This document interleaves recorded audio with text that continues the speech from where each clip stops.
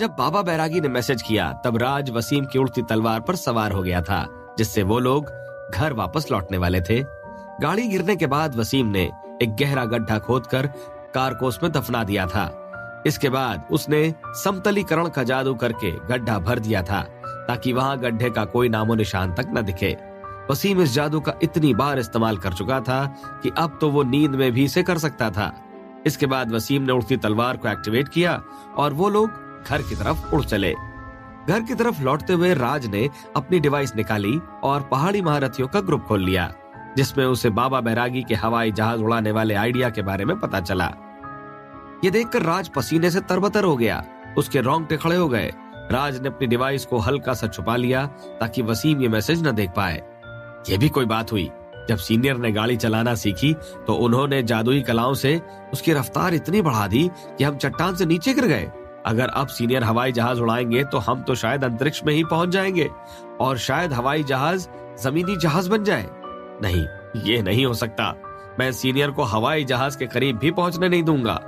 पहले तो मुझे बाबा बैरागी को मना करना होगा, क्योंकि अभी के लिए हवाई जहाज उड़ाना खतरे से खाली नहीं है। राज ने मन ही मन फैसला कर लिया और बाबा बैरागी को प्राइवेट मैसेज भेजने के लिए तैयार हो गया। लेकिन ऐसा होता तभी राज अंदर तक हिल गया। अरे बाबा बैरागी, क्या तुम किसी को अभी भेज सकते हो? बताओ, ये कब तक हो जाएगा? राज के साथ मैं भी हवाई जहाज उड़ाना सीखूंगा। मैंने आज ही गाड़ी चलाना सीखा। ये वाकई कमाल की चीज है, इसलिए मुझे लगता है कि हवाई जहाज उड़ाना और भी मजेदार होगा। वसीम ने पहाड़ी महारथी ग्रुप में कहा। ये देखकर राज के होश उड़ चुके थे।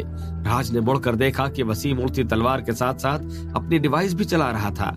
वसीम को यह महसूस हो गया कि राज उसे घूर रहा है, इसलिए उसने अपना सिर उठाया और राज की आंखों में देखने लगा। चिंता मत करो, मैंने हमारे घर की लोकेशन सेट कर दी है। उड़ती तलवार हमें अपने आप वहां पहुंचा देगी। हमें बस इस बात का ध्यान देना है कि ये किसी दूसरी उड़ती चीज से न टकराए। वसीम ने राज के मन की बात पढ़ते हुए कहा। वसीम की बात सुनकर राज को थोड़ी राहत महसूस हुई। ये अच्छी बात है कि उड़ती तलवार में ऑटो पायलट मोड है, लेकिन जादूगरों ने इसका इतना इस्तेमाल कर लिया है कि ये चीज भी इन लोगों के लिए आम हो गई है। भले ही आजकल के लोगों के लिए ये नई चीज होगी, लेकिन जादूगरों के लिए ये पुराना चावल है। किसी दूसरी उड़ती चीज में टकराने से बचने वाली बात मुझे जरा भी समझ में नहीं आई। जिस हिसाब से सीनियर ने गाड़ी चलाई थी, उस हिसाब से तो ये हमारी तलवार किसी यूएफओ से ही टकरा सकती है। मुझे अब थोड़ा ध्यान रखना होगा। अब बस दुआ ही की जा सकती है, राज ने मन ही मन सोचा। अरे हाँ राज, ग्रुप में बाबा बैरागी हवाई जहाज उड़ाने के लेसन की बात कर रहा था। बताओ तुम कब फ्री हो? चलो ये काम भी हम साथ में करते हैं, वसीम ने कहा। हाँ, असल में मैंने भी सीनियर का मैसेज अभी अभी देखा, लेकिन आने वाले दिनों में मेरी परीक्षाएं हैं। इसके खत्म होते ही मुझे ऋषिकेश के गांव तक जाना है, राज ने तुरंत ही जवाब दिया। अब राज इस बात से मुंह तो फेर नहीं सकता था, लेकिन वो इस मामले को ज्यादा से ज्यादा टाल जरूर सकता था, कम से कम तब तक जब तक वो दिमागी तौर से खुद को इसके काबिल न समझने लगे। इसके बाद ही वो वसीम के साथ हवाई जहाज उड़ाने के बारे में सोच सकता था, या कहे कि हवाई जहाज गिराने के बारे में। पास ही एक गांव है, क्या तुम्हें वहां कोई काम है? वसीम ने उत्सुक होकर पूछा। मुझे कलंदर नाम के एक आदमी के चमचों को ढूंढना है, जिन्होंने पिछली बार खूनी क्रिस्टल चुराने की कोशिश की थी। इस बार जब वसीम शैतानी कबीले के चेतन ने खूनी क्रिस्टल चुराया था, तो उसने इन लोगों को काम पर रखा था। इसलिए मुझे लगता है कि इन लोगों को चेतन के बारे में कुछ न कुछ तो जरूर पता होगा। अगर ये लोग मुझे इतना ही बता दें कि वो कौन सी शाखा से था, तो मेरा काम बन जाएगा। मुझे बस इतना पता चल जाए, उसके बाद तो मैं शाही शेर को यह जानकारी भेजकर पूरी शाखा का नामो निशान मिटवा सकता हूँ, राज ने कहा। अच्छा फिर ठीक है, हम फिर कभी हवाई जहाज उड़ाना सीख लेंगे। वैसे भी जल्दबाजी की कोई जरूरत नहीं है। अभी तो वैसे भी हमारे खेलने के लिए हमारे पास कई सारी गाड़ियां रखी हुई हैं, वसीम ने मुस्कुराकर कहा। हाँ ठीक है सीनियर, पसीने से तरबतर राज ने कहा, क्योंकि अब वसीम सारी गाड़ियों को मिटाने वाला था। करीब 3 घंटे बाद बाबा बैरागी का राज के पास प्राइवेट मैसेज आया। राज, क्या आज तुम वसीम को गाड़ी चलाने ले गए थे? बाबा बैरागी ने कहा। हाँ, राज ने जवाब दिया। क्या यह ठीक रहा? बाबा बैरागी ने पूछा। बाबा बैरागी सीधा मुद्दे पर आना चाहता था। सीनियर, मैं बस इतना ही कहूंगा कि मेरी जान बच गई। आपको पता है, सीनियर वसीम ने गाड़ी पर 3 जादू किए थे, अदृश्य मंत्र, साउंड प्रूफ मंत्र और ताकत छुपाने का मंत्र। इसके बाद उन्होंने बवंडर सी रफ्तार भी इस्तेमाल की। राज ने भावुक होकर कहा। यह सुनकर बाबा बैरागी को तरस आ गया। आखिर में उन्होंने स्टीयरिंग व्हील तोड़ दिया और ब्रेक काम करना बंद हो गए थे। हम चट्टान से नीचे गिर गए, लेकिन किस्मत से मुझे बांस की जड़ी बूटी मिल गई, जिससे नाक केंद्री में मदद मिल सकती है। ही राज ने आगे कहा। आखिर में हंसने का मैसेज राज ने कर तो दिया, लेकिन उसे ये भी नहीं पता था कि इस वक्त ऐसी बात करना ठीक था या नहीं, लेकिन खुद की राहत के लिए ऐसा करना जरूरी था। रुको जरा, ये मिशन होने के बाद वसीम तुम्हें कुछ न कुछ इनाम देगा। इसके अलावा हमारे ग्रुप में भी कुछ लोगों ने कुछ चीजें तय की थी, जिसमें मिशन पूरा होने पर तुम्हें इनाम मिलने वाला था। मैं तुम्हें पूरी गारंटी देता हूँ कि ये पाकर तुम्हें खुशी होगी। थोड़ी देर बाद बाबा बैरागी ने कहा, अब वसीम की ताकत पहले से बढ़ चुकी थी। इस कारण उसकी ताकतें पहले से ज्यादा खतरनाक थी। ऐसे में मिशन की कठिनाई भी बढ़ जाती है, इसलिए इसके बदले मिलने वाला इनाम भी बड़ा होना जरूरी था। मैं आपके बस यही कहने का इंतजार कर रहा था सीनियर, राज ने तुरंत ही कहा। इसके बाद जब तुम फ्री रहो तो वसीम को हवाई जहाज उड़ाने ले जाना। तुम जब भी वसीम के साथ हवाई जहाज उड़ाओगे, तुम्हारी सुरक्षा की जिम्मेदारी पूरी रहेगी। तुम खुद सोचो, अगर तुम अकेले हवाई जहाज उड़ाओगे तो कुछ भी होने पर तुम्हारे बचने की उम्मीद कम है, लेकिन वसीम के साथ होने पर ऐसा नहीं है। कम से कम तुम लोगों के पास उड़ती तलवार रहेगी, है ना? बाबा बैरागी ने सलाह दी। बाबा बैरागी की बात में दम तो था, इसलिए राज वसीम के साथ हवाई जहाज उड़ाने की बात को नकार नहीं सकता था। ये बात 100% सही थी कि हवाई जहाज में कुछ भी होने पर वसीम राज की जान बचा सकता था। ऐसा सोचने पर वसीम को साथ में ले जाना राज को बुरा आइडिया नहीं लग रहा था। जैसे ही मेरी परीक्षा खत्म होगी और मैं अपने कुछ काम निपटा लूंगा, मैं सीनियर वसीम के साथ हवाई जहाज उड़ाने चला जाऊंगा, राज ने कहा। इसके बाद राज उड़ती तलवार को देखने लगा। उसे भी ऐसी तलवार की कला सीखनी थी। उड़ती तलवार वाकई काफी काम की चीज थी, लेकिन चौथी रैंक के पहले ऐसा करना नामुमकिन था, इसलिए राज के लिए ये दुख की बात थी। ठीक है, जब भी मेरे पास खुद की उड़ती तलवार होगी, मैं उसे थोड़ा बड़ा ही रखूंगा ताकि ये सुरक्षित रहे, राज ने मन ही मन सोचा। इस समय असीम शैतानी कबीले के मुख्यालय में जिगोलो अपने कुछ काम निपटाने के बाद उड़ती तलवार से तेज रफ्तार में देहरादून की तरफ निकल गया। रास्ते में उसने मैनेजर चंद्रू को शाखा में संपर्क किया। मैनेजर चंद्रू, जूनियर के बारे में जांच पड़ताल कहां तक पहुंची? जिगोलो ने पूछा। जिगोलो जी, कुछ दिन पहले हमने जूनियर के सबसे ज्यादा नजदीक जादूगर चेतन को यह काम सौंपा था, लेकिन आज से ही हमारी उनसे कोई बात नहीं हो पा रही है। मुझे डर है कि कुछ गड़बड़ हो गई है और वो अब इस दुनिया में नहीं रहा। मैंने जूनियर को खोजने के लिए कुछ और लोगों को भेजा है। वो जल्द ही देहरादून इलाके में पहुंच जाएंगे। ज्यादा नहीं तो उन्हें चेतन के बारे में जानकारी तो मिल ही जाएगी। चंद्रू ने संभल संभल कर जवाब दिया। उसे डर था कि कहीं वो जिगोलो को गुस्सा न दिला दे। ये बात सुनने के बाद जिगोलो के दिमाग में एक बात चलने लगी। मैंने चेतन के बारे में थोड़ा सुना है। मुझे पूरा यकीन है कि चेतन पूरी तैयारी से गया होगा। जूनियर तो जादू की दुनिया में नौसिखिया है, इसलिए वो चेतन से अकेले तो नहीं निपट सकता। अगर चेतन वाकई मर चुका है तो इसका मतलब साफ है कि जूनियर अकेला नहीं है, कोई न कोई बड़ी ताकत उसके साथ है, जिगोलो ने सोचा। अभी उन दोनों की बातें चल ही रही थी कि तभी मैनेजर चंद्रू को एक डॉक्यूमेंट मिला जो चेतन ने मरने के पहले भेजा था। मैनेजर चंद्रू ने उसे खोला। इसमें जूनियर के बारे में जानकारी दी हुई थी। जिगोलो जी, मुझे अभी अभी चेतन की भेजी गई जानकारी मिली है। जूनियर के साथ कोई बहुत ताकतवर जादूगर है। वो जादूगर 30 मीटर गहरे गड्ढे सिर्फ गलती से गिरकर ही बना सकता है, चंद्रू ने कहा। 30 मीटर गहरे गड्ढे? क्या कोई शाही शेर जितना ताकतवर जादूगर जूनियर के साथ है? तुम लोगों को जूनियर के आसपास रहने का कोई ना कोई तरीका ढूंढना होगा। इसके बाद मेरे आने तक का इंतजार करो और फिर हम उस पर धावा बोलेंगे, जिगोलो ने थोड़ी देर सोचने के बाद कहा। जिगोलो ने पूरे भरोसे के साथ कहा था। ऐसा कहते हुए वो अपना रक्षात्मक तिलिस्म पकड़े हुए था। ये तिलिस्म बहुत ही खास और ताकतवर था। इसकी मदद से 6वें लेवल का जादूगर भी जिगोलो का कुछ नहीं बिगाड़ सकता था। ऐसे में अगर जिगोलो सीधा जाकर शाही शेर से भिड़ जाए तो वो भी अपनी जान बचा सकता था। इसकी मदद से जिगोलो जूनियर के आसपास रहकर उसके साथ मौजूद जादूगर पर नजर रख सकता था। जिगोलो को पूरा भरोसा था कि अगर राज के साथ कोई चौथी रैंक का जादूगर भी रहा तो भी वो उसे बड़ी आसानी से हरा सकता था। ऐसे में खूनी क्रिस्टल हासिल करना कोई बड़ी बात नहीं थी, लेकिन इसके ऊपर की रैंक होने पर जिगोलो को थोड़ी कठिनाई होने वाली थी। इसलिए जिगोलो को ही पहल करने की जरूरत थी ताकि उसका तिलिस्म उसकी जान बचाने के काबिल हो। मैं बस उम्मीद ही कर सकता हूँ कि जूनियर के साथ जो भी जादूगर है वो 7वें लेवल या उसके पार नहीं गया होगा। अब तो जूनियर से आमना सामना होने पर ही सब समझ आएगा, लेकिन उस ताकतवर जादूगर से मुझे बचकर ही रहना होगा। जिगोलो ने मन ही मन सोचा, क्या जिगोलो की अगली चाल राज के लिए खतरा बन जाएगी? क्या वसीम वक्त रहते राज की रक्षा कर पाएगा?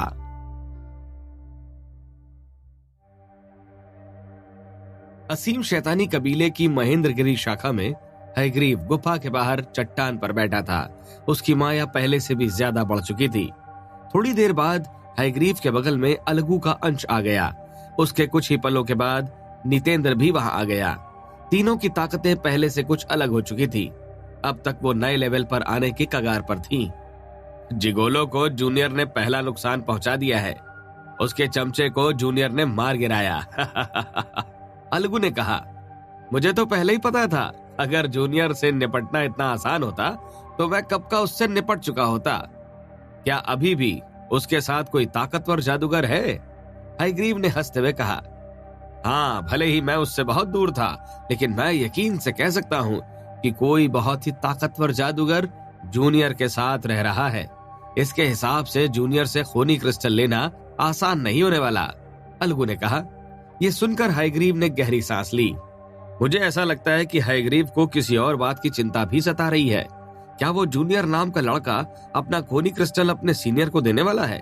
नितेंद्र ने मुस्कुराकर कहा, अगर ऐसा ही है तो ये बहुत कमाल का मुकाबला होने वाला है। शायद इसमें तुम हार भी सकते हो हयग्रीव। अलगू ने टांग खींचते हुए कहा, मुझे इसी बात की चिंता सता रही है। कम से कम इससे एक बात अच्छी है कि उसके पास जो खूनी क्रिस्टल है उसे मैंने अपने हिसाब से भी नहीं जोड़ा। हमारे पास जो 3 खूनी क्रिस्टल हैं वो हमारे लिए काफी होंगे। हयग्रीव ने मुस्कुराकर कहा, हालांकि अगर हमारे पास एक और खूनी क्रिस्टल होगा तो इससे हम और भी सिद्ध पैटर्न हासिल करने में कामयाब हो सकते हैं। इसलिए हमें खूनी क्रिस्टल हासिल करने का कोई ना कोई तरीका तो ढूंढना ही होगा। हयग्रीव ने कहा। सिद्ध पैटर्न की बात सुनकर नितेंद्र और अलगू की आंखों में चमक आ गई। अगर उसे हासिल ही नहीं किया जा सकता तो क्या हमें एक और बलिदान के बारे में सोचना चाहिए? अलगू ने सलाह दी, हमारे पास इतना समय नहीं है। तुम ही बताओ, अब हम फिर से इतने कम समय में एक और चंद्र कबीला कहां से ढूंढेंगे? इसलिए तुम दूसरे काम पर लग जाओ और जितना हो सके जूनियर पर नजर रखो। जैसे ही हमें मौका मिलेगा हम वो खूनी क्रिस्टल भी हासिल कर लेंगे। हयग्रीव ने कहा, ठीक है, मैं समझ गया, हमारे पास वक्त नहीं है। अलगू ने कहा, अपनी जान लगा देना। नितेंद्र ने हिम्मत बढ़ाते हुए कहा। इसके बाद तीनों ने एक दूसरे की तरफ देखा और अपने अपने रास्ते जाने को तैयार हो गए। अरे नितेंद्र भाई, मैं तुम्हें कुछ जानकारी देना चाहता हूँ। चिरंजीवी कबीला बढ़िया चल रहा है। शाही शेर के कारण आसपास के चोर और डाकू उस कबीले की तरफ देखने की भी हिम्मत नहीं कर रहे हैं। तो मुझे लगता है कि हमें ये सब खत्म होने का इंतजार करना होगा, तब शायद सब कुछ ठीक हो जाएगा, है ना? जाने के पहले अलगू ने नितेंद्र से कहा, चिरंजीवी कबीला, अब इसका मुझे क्या लेना देना है? नितेंद्र ने सवाल पर सवाल किया। अब उसका चिरंजीवी कबीले से कोई नाता नहीं था। अब वो चिरकारी नहीं, नितेंद्र नाम से अपनी जिंदगी काट रहा था। इसके बाद वो अपनी उड़ती तलवार पर बैठकर निकल गया। अलगू भी जोर से हंसकर वहां से गायब हो गया। समय गुजरते देर नहीं लगी। शाम के 6 बज चुके थे। सीनियर, अभी के लिए मैं चलता हूँ। राज ने वसीम को अलविदा कहते हुए हाथ हिलाया। दोपहर में घर आते ही राज के पास रोहन का फोन आया था। रोहन रात में यासीन के रूम पर पढ़ने का पूछ रहा था। राज के पास रात का कोई काम नहीं था, इसलिए उसने हामी भी भर दी थी। राज अपने साथ आत्मी चाय भी ले आया था। उसने पहले ही सीनियर से आम लोगों को इसे पिलाने के बारे में पूछ लिया था, जिस हिसाब से ये चाय उसके दोस्तों के लिए ठीक थी। हालांकि मुझे इसकी मात्रा पर ध्यान देना होगा। एक बार में 2 पत्ती काफी होंगी। राज ने चाय की तरफ देखकर सोचा। वो परीक्षा के पहले अपने दोस्तों को तरोताजा रखना चाहता था। छुट्टियों में राज ये आत्मीय चाय अपने परिवार के लिए ले जाने का भी सोच रहा था। हालांकि राज को इस बात का ध्यान रखना था कि ज्यादा लोगों को इस आत्मीय चाय के बारे में पता नहीं चलना चाहिए। आखिर शाही जूनियर अब कैसी होगी? क्या वो पूरी तरह से ठीक हो गई होगी? चाय के बारे में सोचते ही राज को शाही जूनियर का ख्याल आ गया। शाही जूनियर लंबे समय से पहाड़ी महारथी में नहीं दिखी थी। शाही शेर भी आजकल व्यस्त था और असीम शैतानी कबीले को तहस नहस करने में लगा हुआ था। इसलिए उसने भी शाही जूनियर के बारे में कोई जानकारी नहीं डाली थी। मैं उम्मीद करता हूं कि वो सुरक्षित और स्वस्थ होगी। मुझे पूरा यकीन है कि वो इस चुनौती से भी निकल जाएगी, राज ने मन ही मन सोचा। क्या तुम मुझे साथ में ले जाना चाहोगे? तभी टफी ने पूछा। नहीं, मुझे लगता है ऐसे भी काम चल जाएगा। वो यहाँ से ज्यादा दूरी पर नहीं रहता है, राज ने मुस्कुराकर जवाब दिया। शल्य के घर से यासीन का रूम काफी नजदीक था। ऐसे में अगर रास्ते में कुछ गड़बड़ होती भी है तो राज वसीम और टफी की मदद की उम्मीद कर सकता था। थोड़ा ध्यान रखना, वसीम ने मुस्कुराते हुए कहा। वसीम राज के जाते ही इलेक्ट्रॉनिक सामान को रेनोवेट करने के बारे में सोच रहा था। अब 1-2 मशीन खोलने से कुछ भी नहीं बदलने वाला था। अब वैसे भी पूरे घर को ही बदलने की जरूरत थी। आज दोपहर को वसीम को उसका एटीएम भी मिल चुका था। अब बस उसे खाते में पैसे आने का इंतजार था। इसके बाद वसीम घर के लिए सामान खरीदना चालू कर सकता था। यासीन के रूम पर आते ही राज ने चारों तरफ ध्यान से देखा। कमरे में बस यासीन और रोहन थे। गणेश कहाँ है? राज ने पूछा। वो अपनी गर्लफ्रेंड के साथ है और वो रात को नहीं आने वाला। उसने भाइयों के आगे अपनी बंदी को चुना। कम से कम तुम उससे बेहतर हो राज, तुम एक ही फोन पर आ गए, रोहन ने कहा। यासीन, क्या तुम्हारे पास चाय के प्याले हैं? राज ने खाने का सामान रखते हुए पूछा। हाँ, किचन में होंगे। तुम हमारे लिए कुछ पीने को भी लाए हो? यासीन ने बहुत ही थके हुए अंदाज में कहा। मेरे एक दोस्त ने मुझे काफी अच्छी चाय दी थी, तो मैंने सोचा कि तुम लोगों को इसका स्वाद चखा दूं। राज ने मुस्कुराकर कहा और कप देखने चला गया। इसके बाद राज ने 2-2 पत्तियां डालकर तीनों के लिए आत्मीय चाय बना ली। ये किस तरह की चाय है? जरा मैं भी तो देखूं। रोहन ने हर कप में 2 पत्ती देखते हुए कहा। उसे ये चाय बड़ी ही अजीब लग रही थी। राज, तुम्हें नहीं लगता कि आजकल तुम बहुत ही संदिग्ध होते जा रहे हो? तुमने एक कप में बस 2 पत्तियां ही डाली। ऐसी भी कितनी कंजूसी भाई। अगर ये चाय बहुत महंगी भी है तो भी 2 पत्तियों से क्या होगा? रोहन ने कहा। ज्यादा बातें मत करो और इसे पी कर देखो, तुम्हें सब समझ आ जाएगा। अगर तुम्हें ज्यादा ही दिक्कत हो रही है तो मत पियो, कम से कम चाय बर्बाद नहीं होगी, राज ने हंसकर कहा। रोहन राज को बहुत अच्छे से जानता था। उसके हिसाब से अगर राज ने वाकई कंजूसी नहीं की थी तो इस चाय में कोई न कोई खास बात तो जरूर थी। इसके बाद रोहन ने चाय को फूंक मारी और एक घुट चाय पी ली। चाय काफी गर्म थी, लेकिन जैसे ही वो रोहन के गले में उतरी उसे बहुत ही ठंडक और ताजगी भरा एहसास हुआ। उसे अपने शरीर की सारी गंदगी साफ होती महसूस हो रही थी। सिर्फ इतना ही नहीं, चाय की खुशबू और उसका स्वाद भी रोहन के मुंह में बना हुआ था। बहुत ही बढ़िया, रोहन ने चाय का मजा लेकर कहा। ये थोड़ा ज्यादा नहीं हो गया? यासीन ने अजीब ढंग से रोहन को देखकर कहा और फिर चाय का घूंट ले लिया। जिसके बाद यासीन समझ गया कि रोहन ने वाकई कुछ ज्यादा रिएक्ट नहीं किया था। उसे भी इस चाय को पीते ही तरोताजा महसूस होने लगा। पिछली रात से जागने के कारण यासीन बहुत थक चुका था, लेकिन अब पूरी थकान एक झटके में गायब हो चुकी थी। आखिर ये कैसी चाय है? यासीन ने खुश होकर कहा। उसने आज तक इतनी कमाल की चाय नहीं पी थी। मेरे एक दोस्त ने मुझे ये दी थी। इसका नाम काफी अजीब सा था। खैर, कुछ भी हो, ये बहुत ही कीमती चाय है और आम लोगों को ये मिलती भी नहीं है, राज ने अपनी चाय का घूंट लेते हुए कहा। भले ही आत्मीय चाय में थकान मिटाने वाली गोली या रक्त और कुंडलिनी की गोली जितनी ताजगी नहीं थी, लेकिन आम लोगों के लिए तो ये वरदान से कम नहीं थी। इस चाय की खुशबू काफी लाजवाब थी। इसके अलावा इसका स्वाद भी लंबे समय तक बरकरार रहता था।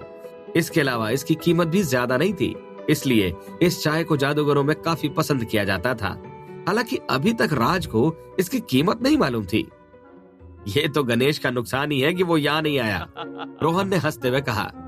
अब रोहन काफी ताजगी महसूस कर रहा था और वो और भी मन लगाकर पढ़ाई कर सकता था। अब इस बार वो परीक्षा में फेल नहीं होने वाला था। मैं कुछ चाय की पत्तियां तुम लोगों के लिए भी रख दूंगा, लेकिन तुम्हें काफी ध्यान देना होगा। एक कप में ज्यादा से ज्यादा 2 पत्तियां ही इस्तेमाल करनी है। अगर इससे ज्यादा इस्तेमाल की तो तुम्हें भारी नुकसान हो सकता है। इसके अलावा इसे दिन में 1 बार ही पिया जा सकता है। मैं तुम लोगों को कोई नुकसान नहीं पहुंचाना चाहता, इसलिए तुम्हें इस बात का ध्यान रखना होगा, राज ने मुस्कुराते हुए कहा और बैठकर पढ़ाई चालू कर दी।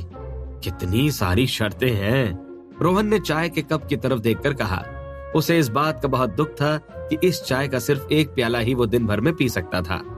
यासीन भी सीरियस होकर अपने कप की तरफ देखता रहा। राज अपनी किताब पलटता रहा। उसे सारी चीजें पहले ही पता थी। इसके अलावा उसे कई चीजें याद भी थी। इस हिसाब से उसके पास पढ़ने के लिए कुछ खास था नहीं। जादूगर होना वाकई कमाल की चीज है। राज के मन में बस यही ख्याल चल रहा था। कम से कम उसकी याददाश्त काफी अच्छी हो गई थी और उसका दिमाग पहले से ज्यादा खुल गया था। अरे राज, परीक्षा के बाद तुम्हारे पास समय रहेगा क्या? रोहन ने पूछा। हाँ रहेगा तो। क्या जुबैर को मेरी कोई मदद चाहिए? राज ने मुस्कुराकर पूछा। नहीं, जुबैर वाली चीज बाद में होगी। मैं परीक्षा के तुरंत बाद की बात कर रहा हूँ। तुम तुरंत ही घर नहीं निकलोगे ना? मेरे दादाजी ने तुम्हें हमारे गांव बुलाया है, रोहन ने हंसकर कहा। तुम्हारे दादाजी? ऋषिकेश के पास वाला गांव, वही ना? राज ने रोहन के सवाल पर अपना सवाल रख दिया। किस्मत की बात तो ये थी कि राज पहले ही वहां जाने का प्लान बना चुका था, लेकिन उसे ये समझ नहीं आ रहा था कि रोहन के दादाजी को आखिर राज से क्या काम आ पड़ा था। राज को रोहन के दादाजी अच्छे से याद थे। वो बहुत ही बातूनी किस्म के व्यक्ति थे और वो विज्ञान में भरोसा रखते थे, जबकि अंधविश्वास को नकारते थे। हाँ वही, अभी मेरे दादाजी का फोन आया था और वो कह रहे थे कि गांव में कुछ अजीब हो रहा है। उन्हें अजीब तरह का डर सता रहा है। इसके बाद उन्होंने तुम्हें वहां लाने को कहा। हालांकि उन्होंने मुझे कुछ भी साफ साफ नहीं बताया। मुझे लगता है कि जब लोग बूढ़े हो जाते हैं तो वो उलझी सी बातें करने लगते हैं। वो हमेशा ही मुझे परेशान करने का कोई ना कोई तरीका ढूंढते रहते हैं। हालांकि अभी तो वहां फसल काटने का समय है, तो हम अगर वहां चलें तो मैं तुम्हें कुछ चीजें रख दूंगा, रोहन ने हंसकर कहा। कोई दिक्कत नहीं है, तुम जब कहो हम तब चल देंगे, राज ने जवाब दिया। राज रोहन के दादाजी के गांव में अजीब चीजों की बात सुनकर हैरान था। उसे सबसे पहले कलंदर का ही ख्याल आया था, क्योंकि उसका अड्डा भी वहीं पास में था। अगर रोहन के गांव में कुछ अजीब हो रहा है तो कलंदर के लोग ही कुछ न कुछ कर रहे हैं। अगर इसमें सच्चाई है तो अब ये दुश्मनी नया मोड़ ले सकती है, राज ने मन ही मन सोचा। आखिर रोहन के दादाजी किस चीज से परेशान थे? क्या राज इस रहस्य को सुलझा पाएगा?